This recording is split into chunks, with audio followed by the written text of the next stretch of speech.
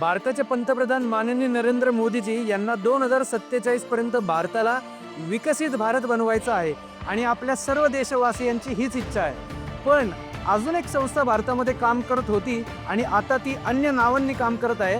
त्यांचं सुद्धा 2047 साठी एक टार्गेट आहे। त्याचं नाव काय आहे माहिती आहे? गजवाए हिंद, म्हणजेच काय, अख्ख्या भारताला मुसलमान बनवणे। आणि या संस्थेचं नाव आहे पॉप्युलर फ्रंट ऑफ इंडिया, म्हणजेच PFI।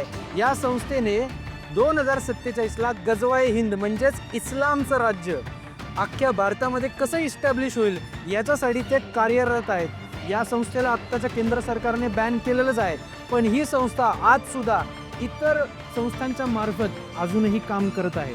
म्हणूनच हिंदूंना सांगतोय, हिंदू लोकांनो, 2047 पर्यंत भारताला पॉवरफुल बनवाल आणि नंतर द्याल यांना आयतं थाळं खायला, असं करू नका।